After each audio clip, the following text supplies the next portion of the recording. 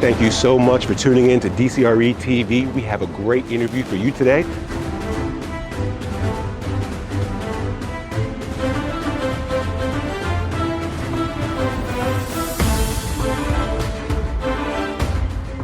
Ladies and gentlemen, do I have an amazing interview for you today? A son of Milwaukee, Wisconsin, a graduate of Rufus King High School, shout out to the North Side. He represents his company and its subsidiaries in real estate investment activities, that being permanent and construction financing transactions, acquisitions and dispositions, joint venture development projects, asset management and leasing transactions. He also supports his company's legal and local investment initiatives. In the law department, he's a member of the Summer Clerkship Committee. In the corporate vertical, he's a member of the Sustained Action for Racial Equality Task Force and the Impact Investment Committee. Ladies and gentlemen, I have the pleasure of introducing to you today Assistant General Counsel of Real Estate Investments for a Fortune 100 company, Larry Whitley. Larry, thank you so much for joining me today on this beautiful Sunday morning. How are you doing, brother? I'm doing great, man. Thanks for having me. Cool. I appreciate your time, man. So we're going to start the interview out. This is what I call the roots of the interview. We're going to start with, tell me, where you're from, where your family originates from. You can start from the motherland, you can start in the South, or you can start from Milwaukee, Wisconsin. Share with us your origin story. My mom was really the main sort of parent that guided me throughout my life. My father was in and out of my life while he was alive.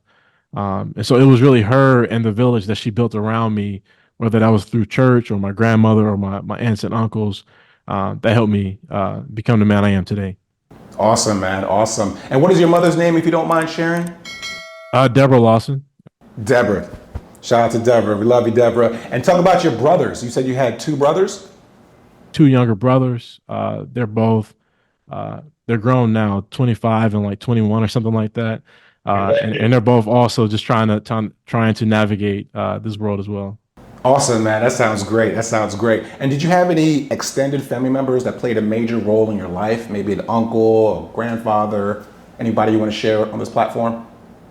I would say my mom's brother, again, when he was alive, my Uncle Al, that's what I called him. My Uncle Al was the one that he was one of the only people that would take me to like the library and taught me how to play chess, and just he was that male figure in my life that I didn't really have, if I'm being really honest with you. My father, like I said, he was in and out of my life, and he struggled with alcohol addiction and things of that nature. And so my uncle was the male figure that really stepped up and just taught me how to be a man. So awesome, man. And he said Uncle Al. Uncle Al, yeah. Shout out to Uncle Al. We love you on this platform. All right, so then let's go into your childhood. What was it like growing up in Milwaukee as a young guy, oldest of three boys, single mom household? Take me through that childhood into high school. Like I mentioned, my mom just knew that education was going to be the way for us to achieve, right? And so she really stressed the importance of education from an early age.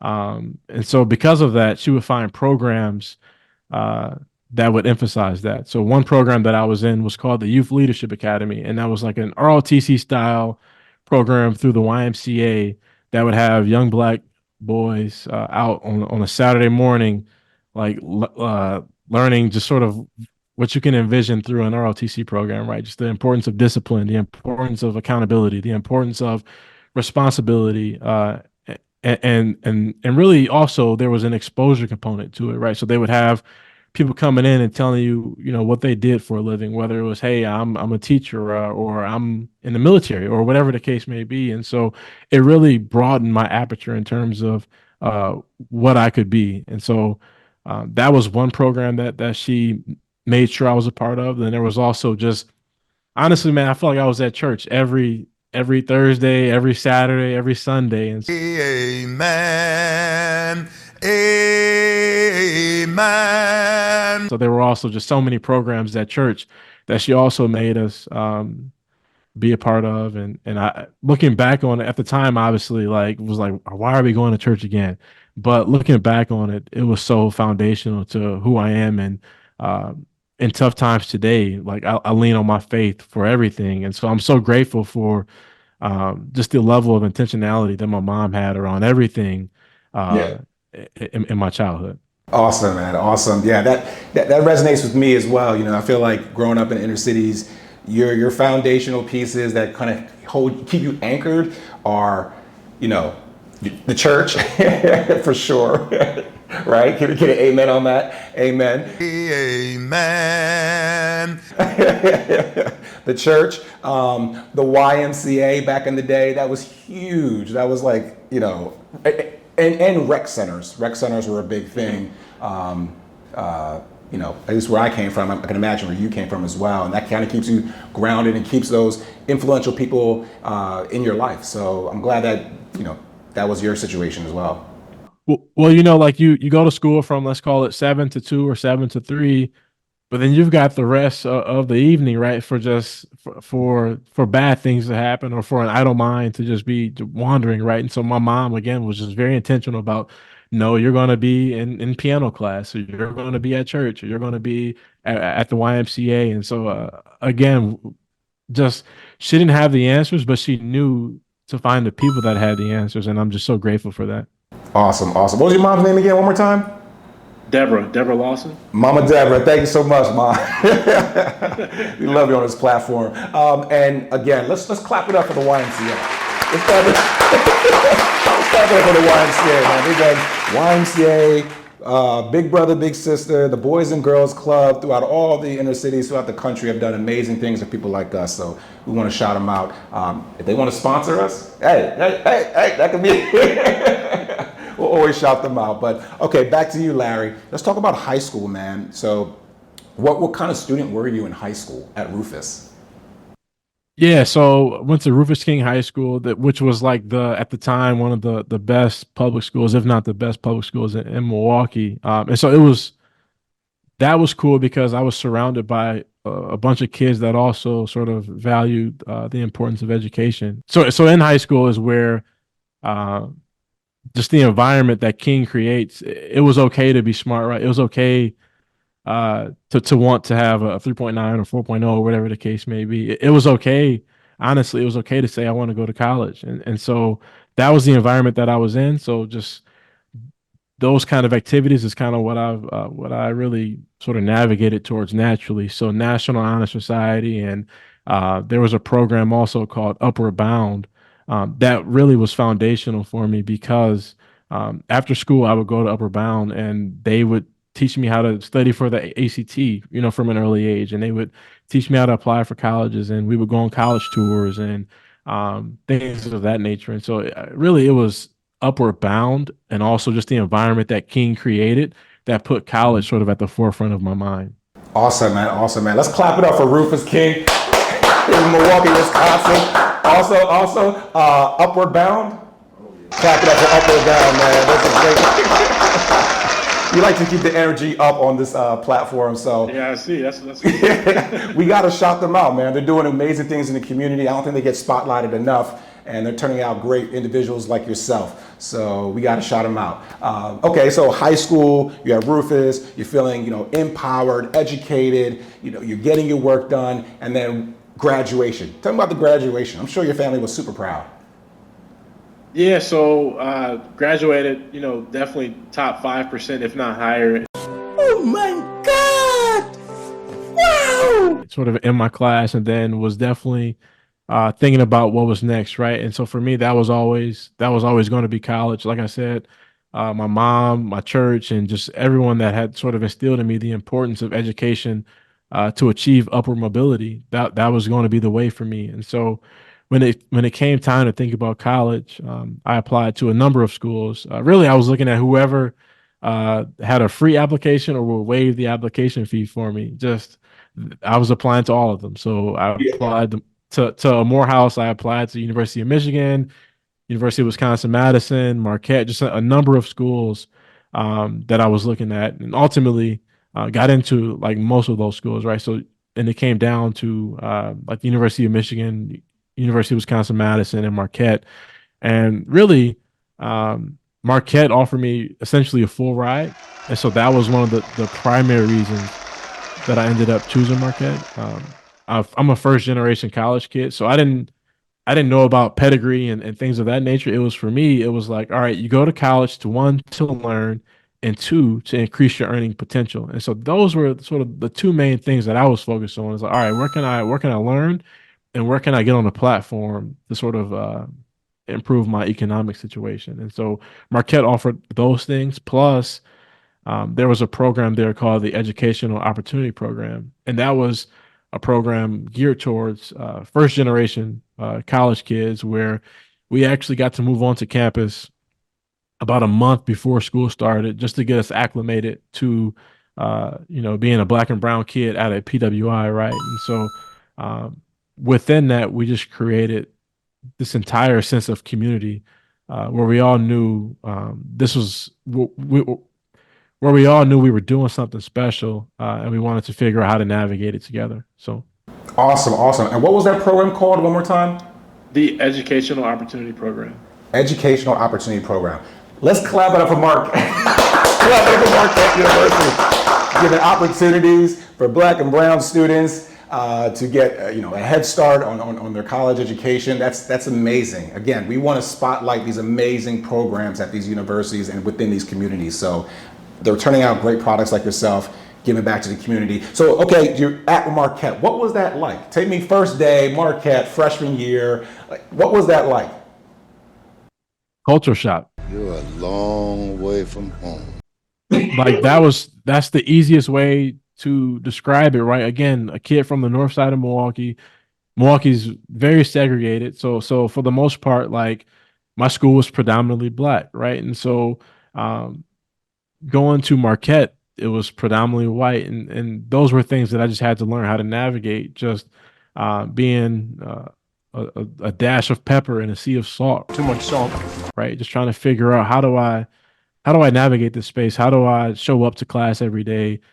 I dress differently. I talk a little differently. The things that trying to find common ground with people. I mean, it was very challenging, right? But again, the Educational Opportunity Program, EOP, without them, I guarantee that I would have had to transfer or would have left, because I couldn't figure it out for the longest without them. So Yeah, now I get it. You're trying to find your sense of belonging, right? So that's always a difficult thing, especially at an early age. A lot of people go through that. So I'm glad you actually shared that with us. So I appreciate that, man. You being open and give us that, candid outlook into your personal life as a young man. So, okay, how did you find your sense of belonging at Marquette University? I would say just trying to build, human connections with people, right? And so my roommate, we would watch like the Packer games on Sundays and things of that nature, right? And so just trying to realize that we're really not that different, And so that was the way. And then also really digging into the work and realizing, okay, I'm here for an education, I'm here to get a job, and I'm here to better my economic situation. And so really sort of remembering what my purpose of college was, while also being even more deliberate and intentional about building relationships with people.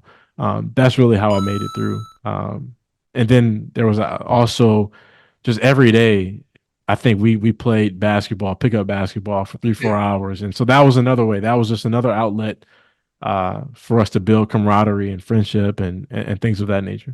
Awesome, man. That sounds amazing. Is there anybody you want to shout out who was influential for you at Marquette University? I would say one of the coolest things that I did sort of during my time at Marquette is my freshman year, I was actually the student manager for the Marquette men's basketball team under Coach Buzz Williams. So that was a roster that now names you would recognize would be like Jimmy Butler or Wes Matthews and folks like that. So being a manager for that team, being able to participate in every practice, stay after practice and cut videotape and travel with the team and just all those things, that sort of enhanced my college experience to a great degree. and then just being able to sit in the huddle and listen to Coach Buzz Williams draw up game plans or you know, talk to a player, kind of coach them up a little bit, I guess is the best way to say it.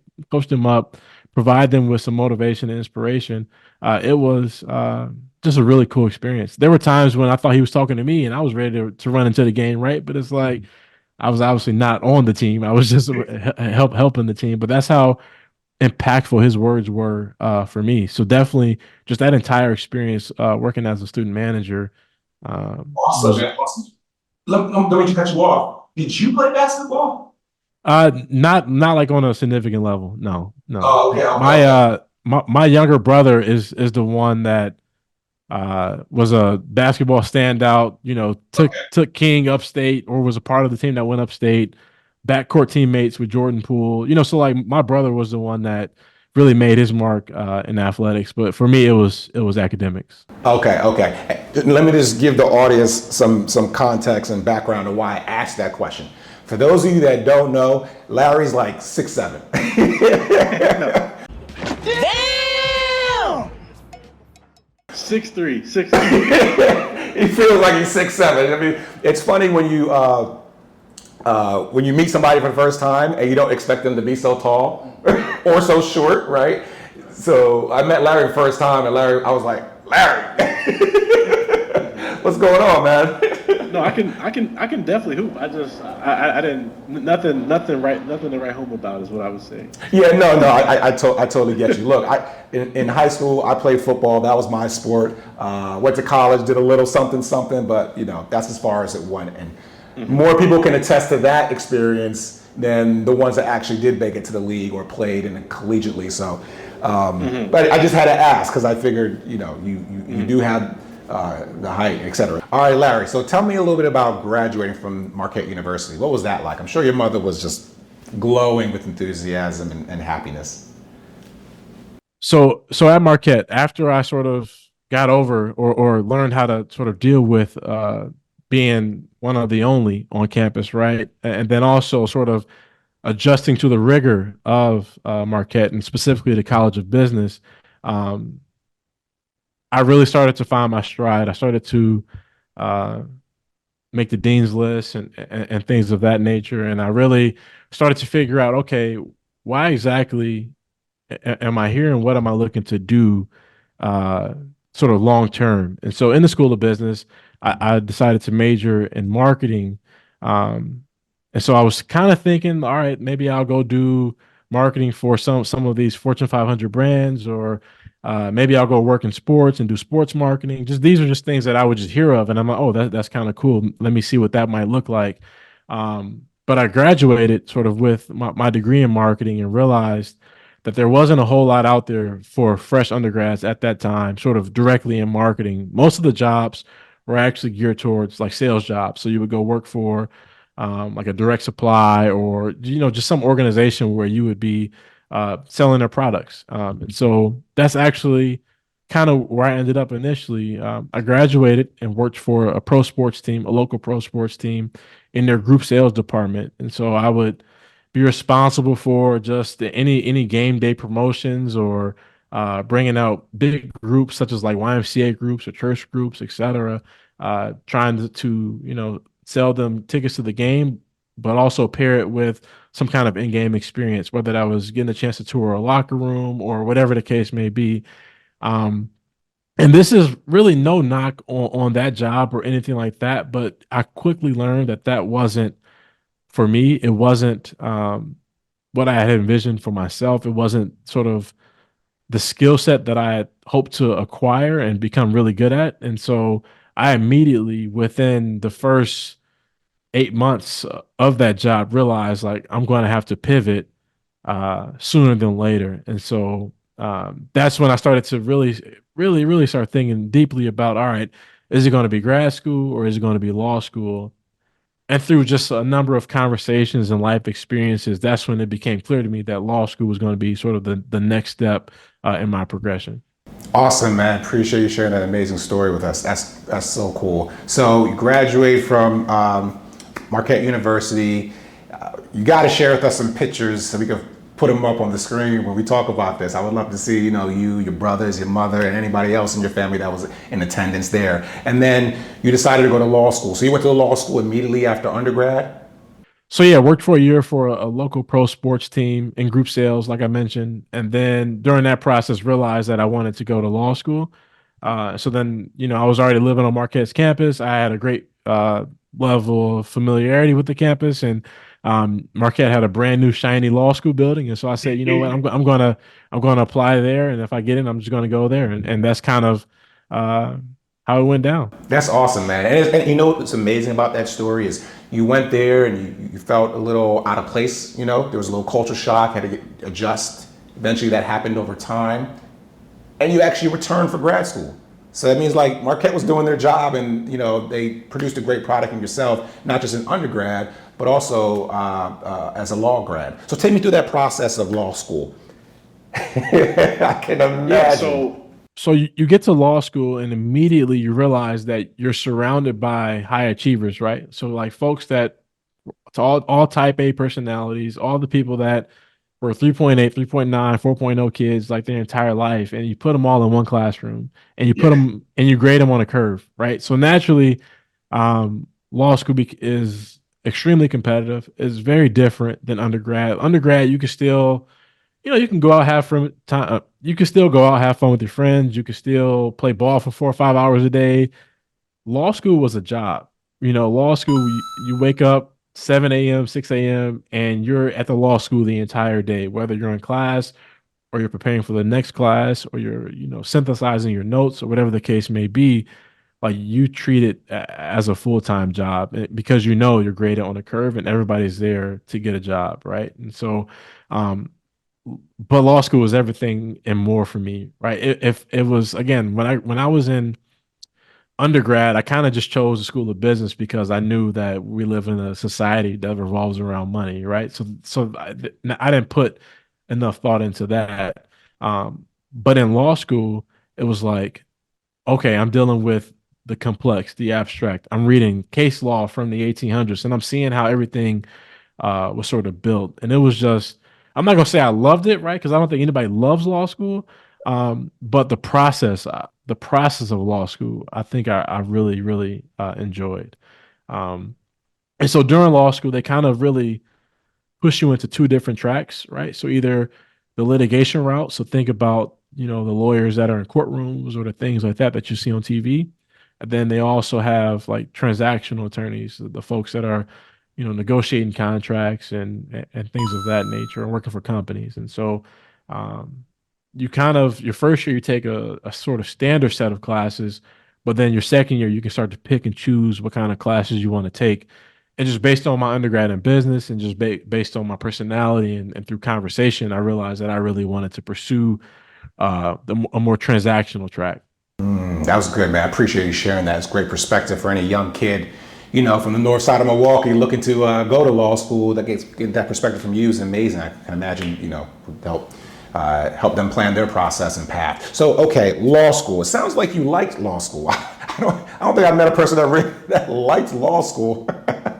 No, so I liked the process of law school, and I liked the fact that it was like, all right, this is exactly where I'm supposed to be. I think having that prior work experience and realizing that I wasn't dealing with anything complex and abstract, and I was kind of bored, to be honest with you. Like going to law school and just like, I don't know, man, it just changes the way you think, like the skill set that you're acquiring.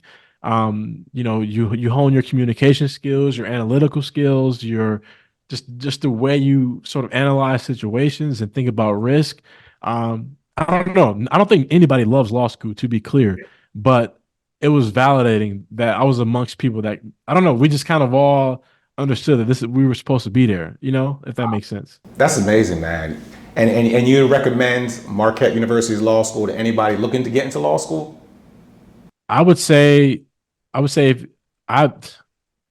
the way I'll answer that is you really should think about where you want to practice. And that can be hard, right? It can be hard for a kid coming out of college to know where they want to set up their life, right? Or at least initially. But for me, knowing that I'm from Milwaukee, born and raised, and I wanted to start my practice in Wisconsin, you've only got two choices in Wisconsin. You've got Marquette University Law School and you've got the University of Wisconsin-Madison. So you've only got two choices in Wisconsin. So I would say the advice is, or the things to consider is, where do you want to practice?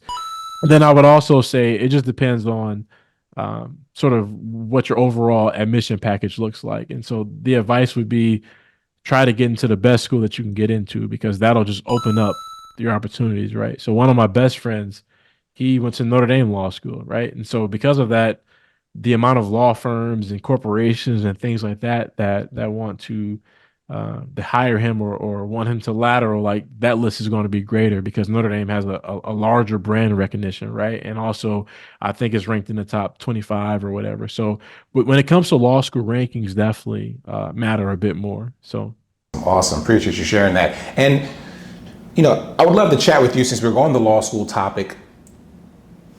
Minorities, particularly African-American men. The numbers of African-American men or minorities overall applying to law school, I've read in the headlines, have decreased or are decreasing. Is that what you've observed as well? And then how would you suggest we improve those numbers? yeah, so to your point, only about 8% of law students are black.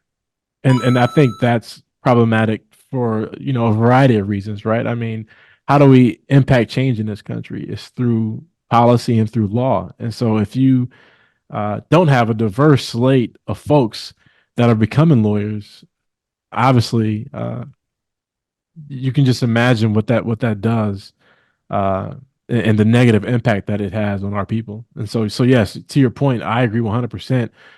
We have to find a way to improve diversity amongst law students, and one of those ways is through exposure, right? Like, one of the reasons I wanted to do this podcast, like, I'm really a head down, do the work, like, kind of guy, but it's like, no, I have to show people that I exist, because if we can just inspire one kid that says, you know what, I know a black guy that is a commercial real estate attorney, or I heard this podcast. It sounds interesting. Maybe I should do that.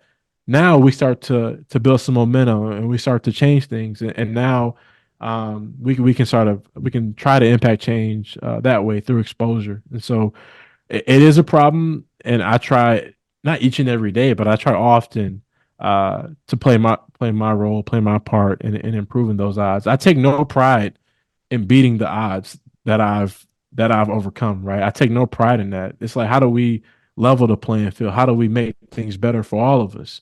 That's my goal right now. That's my mission. Awesome, man. Love you sharing that with us. Okay, so after law school, what happened then? So in law school, like I mentioned, you kind of get pushed into, either you don't get pushed into it, but you realize that there's the litigation track, and then there's the transactional track, and maybe some government, nonprofit, and things like that. But for me, I was very clear that transactional sort of aligned with my skill set and my background. And so then in law school, I was very intentional about seeking out internships where I could actually figure out, okay, what do lawyers actually do? Again, me growing up, my dad was a school bus driver, so like didn't know any attorneys growing up, right? And so I needed to figure out, okay, what exactly do lawyers do? Legal education is largely based on like case law, and you're reading cases and summarizing the cases and things of that nature. But how do you actually apply those concepts that you're learning to the real world, right? And so my first summer, I entered at a private equity firm where I just really got exposure to like securities law and what the SEC does and what FINRA does and things like that. But then it was my second summer actually where I was at a Fortune 100 company, and they had a law department of over 120 people. They had about 9 different practice areas, and the way the internship was set up was that we would rotate on different teams. So I would do a couple weeks on the employment law team, or a couple weeks with the insurance team, or whatever the case may be. And it was through that I realized, honestly, I was ruling out things that I didn't want to practice. I'm like, oh, that seems awful. I'm not doing that, right? And so through internship is when I really, really started to see what does it actually look like to be an attorney? What does it actually look like to be, a litigator for a Fortune 500 company, or whatever the case may be? And so, I recall one meeting specifically. I was doing my rotation on the real estate team at that company, and I got invited to a due diligence meeting. And I'm just shadowing, right? I'm just shadowing a more seasoned attorney. But just imagine for your listeners, imagine a conference table, a conference room, and you've got your architect, you've got your engineer, you've got an insurance person, you've just got a wide variety of skill sets and experts in the room that are all evaluating a potential transaction.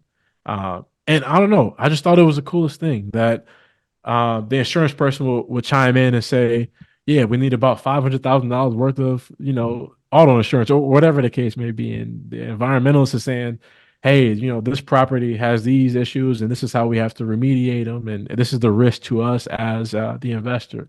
Or the attorney coming in and the attorney's talking about these are all the documents and all the paper that we've had to negotiate and draft and sort of push through to properly allocate risk between sort of our side and their side. And so that meeting, just being there, being a fly on the wall, that meeting was so impactful for me. And then I realized, like, okay, here's an area of law where you take pieces of paper, and at the end of it, you get a shopping mall, where you get an apartment building, where you get an office building. And so it was really the tangible nature of real estate, if I'm being really honest, that made me say, you know what, I'm going to be very intentional about trying to stick around here. And through God's will, that happened. Awesome, man. Let's clap it up for Larry real quick. That's a great story, man. We appreciate it. I can't thank you enough for sharing this amazing story. And, like you said, hopefully, whether it's North Milwaukee or anywhere in the country for that matter, somebody watching this video can be inspired about that and want to get into law school or go to a university like Marquette and hear about the programs that are available to them and, the internships and being very, to your point, intentional about finding what works best for you. And it sounds like you found that. So that's amazing, man. Appreciate that storytelling. Hey, thank you so much for tuning in. We have a brief announcement giving you, the viewers, an opportunity to support this program. If you've enjoyed this type of content, which highlights the achievements of a diverse set of professionals, you can support by clicking on one of the payment app links in the description below. I'm a Black man with a plan who teamed up with another skilled brother, and we've decided that there's not enough stories being shared of successful and progressive diverse individuals. For instance, if you haven't caught on already, I'm from Philly, and if you're from Philly too, see if you can answer these 3 questions. Who was the most popular Black actor from Philly? Okay, who is the most successful and well-known rapper to recently come out of the city of Philadelphia? Last one. Who is the most famous and highest paid comedian to come out of Philly? Now, you didn't even have to be from the city of brotherly love to know the answer to those questions, because anyone that's been paying attention to the American culture for the past decade knows who these fine gentlemen are. And it's a testament to the talent in the city I call home. Now, look, I'm not trying to name drop, although I just did, but it helps provide context for the next set of questions. Check this out. Can you name one minority individual from the city of Philadelphia who has served or currently serving as a chairman or CEO of a Fortune 500 company? Who is the most successful minority banker, venture capitalist, and or entrepreneur to come out of Philly? Currently, who is considered one of the most distinguished minority educators, lawyers, accountants, doctors, or my personal favorite, commercial real estate developer in the city of Philadelphia? Don't know? Well, I don't know either, but I'm on a mission to find these individuals, interview them, and ensure that we all know who's who going forward. Okay, now that you get my drift, here's your opportunity to support the ongoing efforts to highlight a diverse set of professionals and to inspire the next generation. Eventually, we're looking to go across the country to speak with you or someone you know at the top of their game in their respective industry and has significant community involvement. Please contact me on LinkedIn right now. Remember to like, subscribe, and turn on your notifications for the latest videos on this channel. Thank you, and enjoy the rest of the video. Okay, so let's move on to the career and the current role you're in now. Being an attorney, a real estate investment attorney, and I mentioned before in the intro, you're doing all sorts of things. You're doing financing, you're doing JV ventures, you're doing leasing, asset management. I mean, you name it, you're doing a little bit of everything. Acquisition, disposition. I mean, dude, What is special about your role as an attorney on real estate investments? So I would say I get to represent a Fortune 100 company on all their real estate investment activities. The portfolio is probably 80% fixed income, 20% equity. And so because of that, I just get to see a lot of cool stuff and a lot of sophisticated transactions that, again, just keep me engaged. So I mentioned earlier not being engaged at my job, my first job post college, right? And so with this job, I don't have that problem. There's always new deals. There's always new issues that we have to work through. And so it's just been like one of the coolest things that's ever happened for me. What my day to day looks like right now is the way I look at it is I partner with business professionals that are out in the field looking for deals, whether that's a developer just built a building and they need us to refinance them, or a developer just found a plot of land or they're under contract to acquire some land and they want us to come in and be the capital partner, right? Like I get to partner with the business professional and really taking that deal from origination, from the first moment we sign an LOI or MOU or whatever the case may be, all the way through closing. And so my life is kind of in 90-day increments right now, where it's like I've got 5, 6, 7, sometimes more than that deals at one time. And I'm partnering with those professionals to close those deals in a timely fashion, and also making sure that I help mitigate risk and making sure that we're properly protected. And so it's never boring. It's always interesting. And I'm always sort of up at night making sure, like, all right, did I do what I was supposed to do? Are we properly protected? Should I have given that? Just things of that nature that just constantly stay on my mind. But it's been a whirlwind. Wow, man, that's amazing. That's amazing. And so let's go back to this Fortune 100 company that you're talking about, you work for now. Outside of what you're doing for them as a real estate attorney, I mentioned in the intro, you're doing a lot of other things, man. Let's dig into that. Let's dig into the involvement on the social impact side, whether it's in your legal department or within the corporate realm of your employer.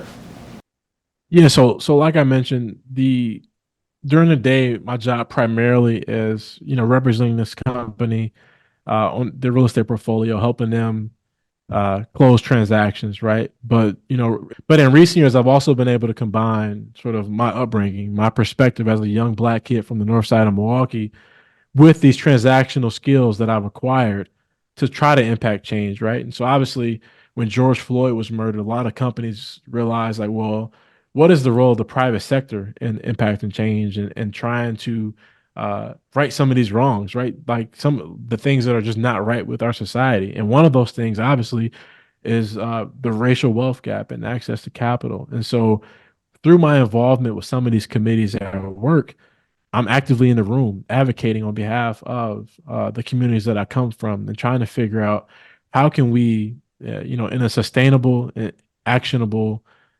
practical, smart way, allocate capital to folks that have been historically undercapitalized, right? And so, or underrepresented. And so, I take great pride in sort of the role that I do play. My name will never be on any of the press releases, but it is very cool when I see we have made, a $5 million commitment to a local bank that's going to deploy capital to Black and brown businesses, right? Like the small role that I have played in that happening just makes my job even more worthwhile, to be honest. Awesome, man. Thank you for sharing so much. And, shout out to your employer for their commitment to, closing that racial equity gap, particularly within the Midwestern region, specifically in Milwaukee, Wisconsin. And it's amazing that they have a product of North Milwaukee in the building at the table, helping with making these decisions. I think that's very vital in creating change. You got to have someone from the community at the table that is, giving their perspective as well. So shout out to them, man. I really appreciate what they're doing. I wish them nothing but the best of luck going forward, as well as you and the rest of your team. So let's talk about within the community.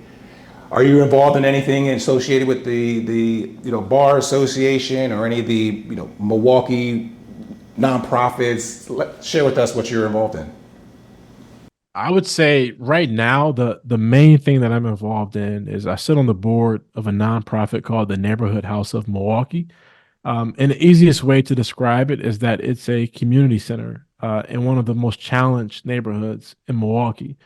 Like I mentioned, some of the outcomes, whether it's the health disparities or the wealth gap or just access to quality education or quality childcare, right? These are all things that this community is struggling with at an even greater rate than some of the other parts of Milwaukee. And so this community center really, if I could be very simple, it's a safe space for people. It's a space for you to take your kids or for even for you to go in and there's programming centered around just inspiring discovery and inspiring an environment for learning. So you can send your kid there after school and know that they're going to be with folks that care about them and want them to succeed and want them to go on to better their situation. And so I'm very judicious in what you know boards I sit on, where I lend my time, and things like that. But this one, the mission, there was just definite alignment with sort of what I care about, and although I didn't grow up in that specific community, it's a lot of parallels to how I grew up, right? And so because of that, that's kind of where I try to dedicate and spend my time right now. Awesome, man. Let's clap it up for Larry. Let's clap it up for Larry. Awesome, man. Awesome. And what was that? What was that nonprofit called again? It's called the Neighborhood House of Milwaukee. Neighborhood House of If any of Milwaukee. your listeners want to donate, we are definitely their time or their capital. We are definitely receptive to that. You sound like a board member of a nonprofit organization. Yes, please. If you have the time or the financial capacity, donate one or the other to Neighborhood House of Milwaukee. And while we're at it, if you want to sponsor Diversity CRE platform, please. And even if you don't want to sponsor or donate, like, subscribe, leave a comment, share. I mean, Larry, I try to tell people all the time, when you're watching my content, I really do appreciate the support, but the algorithms don't favor a smile while you watch. The algorithms favor engagement, likes, comments, subscribes, shares, whatever. So I always try to remind folks, please give me some type of engagements on this, on either YouTube or LinkedIn or other platforms you see us on, because the algorithms will help favor it, and favoring it helps reach out to those that may need this the best, right? Based on the algorithms settings, and helping us provide that influence that we're trying to do in the community. So, okay, going back to you, Larry, is there anyone in your career as a lawyer that you want to shout out that really gave you inspiration or great mentorship or sponsorship, as a young real estate attorney? Like I said, really, it would almost be unfair to single out one person or two people. I am really a product of my community. I'm a product of the village, and every person that pulled me to the side and spent 5-10 minutes with me and just taught me something, right? Like, so many people have been rooting for me and have wanted me to be successful and things of that nature. And so I guess my shout out would go to any black and brown person that has had to navigate these choppy waters of corporate America and that has paved the way for someone like me, right? If you've blazed a trail in any way, salute to you, because I know how challenging it is. I know how difficult it is to navigate these waters. And I commend you, because you'll probably never get credit for it, right? But I know the impact of what you've done for me. Right. Oh, man, that was a great answer, man. I appreciate that. It touched my heart. All right, then. So one other thing I want to kind of go back to, let's talk about family. So who's been your main supporter in all this journey and all your busy nights up late looking at these legal documents and trying to close these transactions? Who's been one of your main supporters in your life? Oh, my wife for sure my wife Isabella has been side by side with me throughout this entire thing, right? Like, we met while I was in law school, just out one night, and we've been sort of joined at the hip since. And so without her, without her sort of being the mother to our children, and just being there for me in every sense of the word. Support. It's just, I wouldn't be where I am, right? There's so many times when deals, like, sometimes it take times. You know how it is. Like, sometimes you have to be up late, like working on the transaction. And so when I do have to sort of disappear and I'm haggling over legal terms or whatever the case may be, just knowing that she's holding us down, that means everything to me. Yeah. And even just being a sounding board when I have to vent about situations, and she's been there side by side. So Sounds like it. She's been your wife, your therapist, your everything. all of the above. And my best friend for sure. Yeah. That's awesome, man. What's your wife's name, by the way, if you don't mind sharing? Isabella. Shout out to Isabella. And then you have a beautiful family, I presume, as well. Do you? Yep. Awesome, man. Awesome.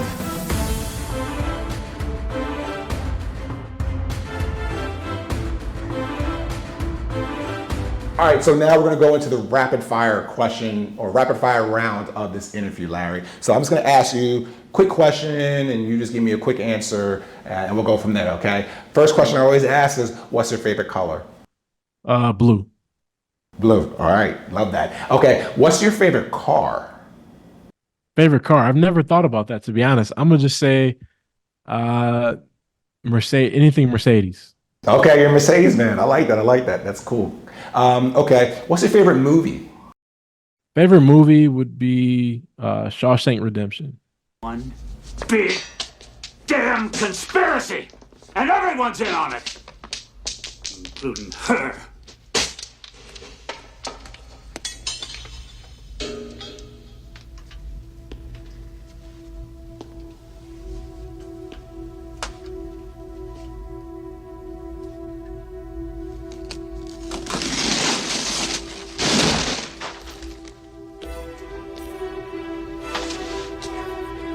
Ooh, all right. That's awesome, man. That's awesome. Okay, do you have any favorite vacation spots you like to go to? Yeah, so my wife is Puerto Rican, so San Juan, Puerto Rico has become just one of my favorite spots to go to every couple of years, for sure. Awesome, man. San Juan sounds cool. I've never been, so when I go, I'm gonna call you for some recommendations. Okay, what's your favorite sports team? The Milwaukee Bucks. Favorite football team? Green Bay Packers. This one for Lazard. Makes the play. Touchdown. Shout out to Green Bay. Shout out to Wisconsin. If you're from Wisconsin and you're watching this video, like, subscribe, share. Please follow us. Give us some engagement. We really appreciate the support. What's your favorite song? Love Yours by J. Cole. Ooh, snap it up. Love Yours by J. Cole. Woo, that's a good one, man. That's a good one. I think we're going to end the rapid fire on that note. That was a good one.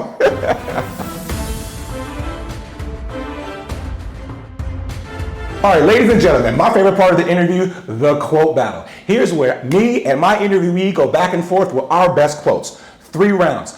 Please, in the comment box, leave a note who you think won round 1, 2, 3, or the competition overall. Round 1, fight! He who is not courageous enough to take risk will accomplish nothing in life. Muhammad Ali. Muhammad Ali coming out jabbing early. If you look at the people in your circle and you don't get inspired, you don't have a circle. You have a cage. Yep. Nipsey Hussle. Nice. Okay. That was a good one. Okay. All right. I like the way this is going already. All right. Round 2, fight! Success is not to be measured, not so much by the position that one has reached in life, as by the obstacles which he has overcome while trying to succeed. Booker T. Washington.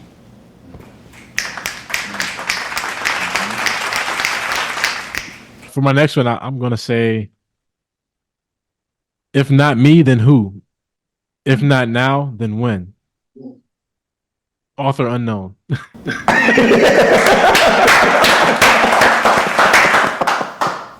Okay. I could do that. All right. Round 3. Fight! You can't separate peace from freedom because no one can be at peace unless he has his freedom. Malcolm X. Malcolm X. Snap it up. Rest in peace with Malcolm X. Rest in peace. Rest in peace. I've learned that people will forget what you said. They'll forget what you did, but they'll never forget how you made them feel. Maya Angelou. Maya. Snap it up for Maya. Snap it up for Maya. I like that. Good job, man. Good job. All right, so that's the end of the quote battle. Again, y'all, please leave a comment, like, subscribe. Let us know who you think won. Philly versus Milwaukee. Please share this with anyone that you think this is an interesting concept. Thank you. This is what I call the cool down section of the interview. Larry, if you don't mind sharing with us, we're just cooling it down now. What are you watching on your favorite streaming service right now? Yeah, right now I would say, obviously I'm a big sports fan, so a lot of NBA basketball is kind of occupying my time, and on Saturday nights a lot of boxing. But if I had to give you one show, I would say The Bear on Hulu is one of my favorite shows right now. I've heard that several times. I gotta get on that. The Bear on Hulu. That's what's up, man. Okay, and do you have any books that you're reading right now? Any publications that you're consuming right now in your leisurely time?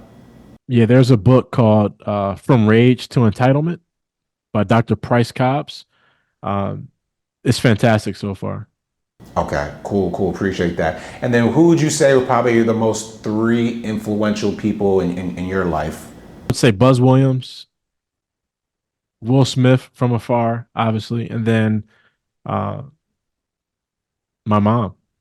Awesome, man. Awesome. Shout out to Buzz. Shout out to your mom. And Will Smith is from Philadelphia. Appreciate that, man. The last leisurely question I'll ask you is, from one podcast content creator to another, share with us your platform. Yeah, so I started a podcast called Scholarships, and really the whole idea is to champion folks that have achieved via academics. Again, growing up in the inner city of Milwaukee, I feel like basketball, or if you're good at hoops, or if you were just the athlete, you would get the pep rally and you would get the praise and things like that. And so the whole purpose of my platform is to say, no, this is another way for you to achieve upper mobility. This is also just a very cool way for you to better your situation, and honestly, a more practical one for most people, and one that'll create more longevity for you. Like this, the way I tell people is like, look, technically I signed like a 30-year contract, with my profession, and so if you want some stability and you want a job and a profession, candidly, that you can achieve pretty well economically. So yeah. Oh man, I love that. Clap it up. We got to put that on the screen. I signed a 30-year contract in my profession. That's amazing, man. I got to use that. I love that, man. You got to get that trademarked. What if you don't mind, say the name of the podcast you have, as well as where people can find it. Yeah, so the name of the podcast is called Scholarships, and it's available on every platform where you get your pods. So Apple, Spotify, Google Play, wherever you listen to your podcast, you can definitely tap in with us. Awesome. And then shout out your team, because it takes, just like you said, it takes a village for the profession. It takes a whole team for the podcast. So shout out your team. Definitely. It's just me and my friend Tone. It's two-man shop. We do everything from identifying who we want on the platform to shooting the episodes. I edit the videos myself, and we just kind of we do it that way for now. Yeah. Awesome. And this is the gentleman that went to law school at Notre Dame?